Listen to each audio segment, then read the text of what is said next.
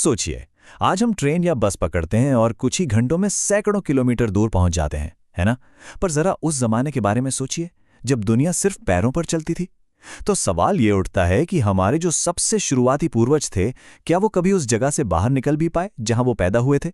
या फिर क्या उन्होंने अपनी पूरी जिंदगी एक ही जगह पर गुजार दी? चलिए, आज इसी फैसिनेटिंग रहस्य से पर्दा उठाते हैं। यही सवाल हमें सीधे इतिहास की गहराइयों में ले जाता है। हम बात कर रहे हैं आज से लगभग 20 लाख साल पहले की, जब इस उपमहाद्वीप में हमारे शुरुआती पूर्वज रहते थे। उन्हें हम शिकारी संग्राहक या हंटर गैदरर कहते हैं। और उनकी कहानी का सबसे बड़ा सवाल यही है कि आखिर वो हमेशा एक जगह से दूसरी जगह क्यों घूमते रहते थे। तो चलिए कहानी शुरू करते हैं। इन सबसे शुरुआती लोगों को आज हम शिकारी संग्राहक के नाम से जानते हैं। देखिए, ये नाम ही अपने आप में काफी कुछ बता देता है कि वो अपना खाना जुटाते कैसे थे। तो शिकारी संग्राहक होने का मतलब था पूरी तरह से एब्सोल्युटली प्रकृति पर निर्भर रहना। वो जंगली जानवरों का शिकार करते थे, मछलियां पकड़ते थे और जंगलों से फल, जड़ें, बीज, पत्तियां, जो कुछ भी खाने लायक मिलता था उसे इकट्ठा करते थे। उनकी पूरी जिंदगी बस इसी एक कोशिश में गुजरती थी कि भाई अगला भोजन कहां से और कैसे मिलेगा। तो एक बात साफ है, उनका घूमना कोई शौक नहीं था, बल्कि जिंदा रहने की एक शर्त थी। इसके 4 बड़े कारण थे। पहला, अगर वो एक ही जगह पर ज्यादा दिन रुक जाते तो वहां के पेड़ पौधे और जानवर खत्म हो जाते। दूसरा, उन्हें जानवरों के झुंड के पीछे पीछे जाना पड़ता था। भाई जानवर भी तो चारी की तलाश में घूमते थे। तीसरा कारण था मौसम। अलग अलग मौसम में अलग अलग पेड़ों पर फल लगते थे, तो उनकी तलाश में भी सफर करना पड़ता था। और चौथा और सबसे जरूरी, पानी।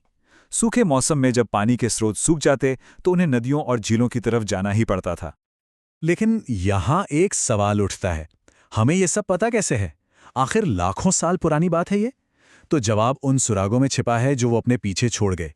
ऐसी चीजें जो लाखों साल बाद भी बची रहीं, और वो हैं पत्थर के औजार। जो पुरातत्वविद होते हैं यानी आर्कियोलॉजिस्ट्स, वो इन पत्थर के औजारों की स्टडी करके ही उस जमाने की पूरी पहेली को सुलझाते हैं। ये सिर्फ पत्थर नहीं है, ये उस दौर की कहानी सुनाते हैं। ये बताते हैं कि उनकी रोज की जिंदगी कैसी थी। और आपको जानकर हैरानी होगी कि ये साधारण से दिखने वाले पत्थर के औजार कितने काम के थे। इनसे वो मांस और हड्डियां काटते थे, पेड़ों की छाल और जानवरों की खाल खुरचते थे, फल और जड़ें भी इन्हीं से काटी जाती थीं। यहां तक कि शिकार के लिए भाले और तीर बनाने के लिए या फिर आग जलाने के लिए लकड़ी काटने का काम भी इन्हीं औजारों से होता था। आर्कियोलॉजिस्ट को कई ऐसी जगहें मिली हैं जहां ये औजार बड़ी मात्रा में बनाए जाते थे। उन्होंने इन जगहों को एक दिलचस्प नाम दिया है, फैक्ट्री साइट्स। इन साइट्स की पहचान करना आसान है, क्योंकि वहां पर पत्थर के बड़े बड़े टुकड़े, बनाते बनाते खराब हो गए औजार और पत्थर की छोटी छोटी छिपटियां बिखरी मिलती हैं। और ये औजार बनाने के भी 2 खास तरीके थे। पहला था पत्थर पर पत्थर। इसमें एक पत्थर को हाथ में पकड़कर दूसरे पत्थर से हथौड़े की तरह उस पर चोट करके उसे शेप दिया जाता था। और जो दूसरी टेक्निक थी वो थोड़ी ज्यादा एडवांस थी। उसे कहते हैं प्रेशर फ्लेकिंग। इसमें किसी हड्डी या पत्थर के नुकीले टुकड़े से कोर पर दबाव डालकर बहुत ही सटीक और छोटे छोटे शल्क निकाले जाते थे। ये उनके बढ़ते हुए हुनर का सबूत है। तो चलिए, औजार तो बन गए, लेकिन सर्वाइवल की पहेली के 2 और बहुत जरूरी हिस्से थे। एक, रहने की सुरक्षित जगह यानी आश्रय, और दूसरा, आग। देखते हैं कि उन्होंने इन चुनौतियों का सामना कैसे किया। तो रहने के लिए उन्होंने प्राकृतिक गुफाओं और चट्टानों के नीचे की जगहों को चुना। ये जगहें उन्हें तेज बारिश, चिलचिलाती धूप और तूफानी हवाओं से बचाती थीं। जैसे आज के मध्य प्रदेश में भीमबेटका की गुफाएं, जो नर्मदा घाटी के पास हैं, वो ऐसी ही एक बेहतरीन जगह थी। और फिर आती है आग, एक ऐसी खोज जिसने सचमुच सब कुछ बदल दिया। पर सवाल वही है, आर्कियोलॉजिस्ट को कैसे पता चला कि ये शुरुआती लोग आग का इस्तेमाल करना जानते थे? इसका क्या सबूत है? इसका सुराग मिला कुरनूल की गुफाओं में। वहां पे पुरातत्वविदों को राख के निशान मिले हैं, और जहां राख है वहां आग जरूर रही होगी। ये एक पक्का सबूत है कि उस जमाने के लोग आग जलाना और उसे इस्तेमाल करना सीख चुके थे। जरा सोचिए, आग ने उनकी दुनिया कैसे बदल दी होगी।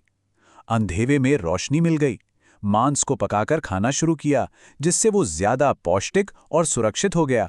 और शायद सबसे बड़ी बात, आग की मदद से वो खतरनाक जंगली जानवरों को खुद से दूर रख पाते थे।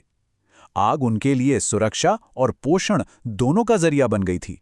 लेकिन हमारे पूर्वजों की कहानी सिर्फ जिंदा रहने के संघर्ष की कहानी नहीं है। उनके अंदर कला, संस्कृति और खुद को एक्सप्रेस करने की पहली चिंगारियां भी थीं। मध्य प्रदेश और दक्षिणी उत्तर प्रदेश की कई गुफाओं की दीवारों पर आज भी उनकी बनाई हुई पेंटिंग्स मौजूद हैं। इन पेंटिंग्स में उन्होंने जंगली जानवरों को बड़ी ही सटीकता और कलाकारी से बनाया है। ये दिखाता है कि वो सिर्फ शिकारी नहीं थे, वो कलाकार भी थे। और अब एक हैरान कर देने वाली बात, क्या आपको पता है कि पुरापाषाण काल में यानी पेलियोलिथिक पीरियड में भारत में शुतुरमुर्ग हुआ करते थे? जी हां, इसका पक्का सबूत महाराष्ट्र के पाटणे नाम की जगह पर मिला है, जहां शुतुरमुर्ग के अंडों के छिलके बड़ी तादाद में मिले हैं। और बात यहीं खत्म नहीं होती। दिलचस्प ये है कि वो इन अंडों के छिलकों का इस्तेमाल सिर्फ खाने के लिए नहीं करते थे। कुछ छिलकों पर डिज़ाइन उकेरे गए हैं और कुछ से तो मनके यानी बीड्स भी बनाए गए थे। ये दिखाता है कि उनमें कला और सजने संवरने की समझ पैदा हो रही थी। तो अब तक हमने जिस लंबे दौर की बात की है, वो इंसान के इतिहास का एक बहुत बहुत बड़ा हिस्सा है। इसे ठीक से समझने के लिए चलिए इसे एक टाइमलाइन पर रखकर देखते हैं कि यह कितना विशाल था। आर्कियोलॉजिस्ट इस पूरे लंबे समय को पाषाण युग या स्टोन एज कहते हैं। इसे 3 हिस्सों में बांटा गया है: पुरापाषाण यानी पुराना पाषाण युग, मध्य पाषाण यानी बीच का पाषाण युग, और नवपाषाण यानी नया पाषाण युग। और ये नाम उस दौर में मिले पत्थर के औजारों के आधार पर रखे गए हैं। अब इस एक नंबर पर ध्यान दीजिए, 99%। जी हां, पुरापाषाण काल यानी शिकारी संग्राहकों का जो युग था, वो हमारे पूरे इंसानी इतिहास का 99% हिस्सा कवर करता है। इसका मतलब ये हुआ कि हम जिसे भी लिखित इतिहास के तौर पर जानते हैं, राजा महाराजा, बड़े बड़े साम्राज्य, लड़ाइयां, वो सब कुछ तो बस आखिरी 1% में हुआ है।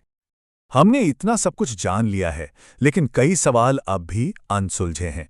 जैसे एक बहुत बड़ा सवाल यह है कि उस समाज में काम का बंटवारा कैसे होता था। क्या पुरुष शिकार पर जाते थे और महिलाएं फल और जड़ें इकट्ठा करती थी, या फिर सब मिलकर सारे काम करते थे? या ये भी हो सकता है कि अलग अलग इलाकों में अलग अलग रिवाज रहे हों। सच तो ये है कि हमारे पास जो सुराग हैं वो इन सारे सवालों के पक्के जवाब नहीं देते। इतिहास एक जासूसी कहानी की तरह है, जिसके कई पन्ने अभी भी खुलने बाकी हैं, और ये खोज, ये जांच आज भी जारी है।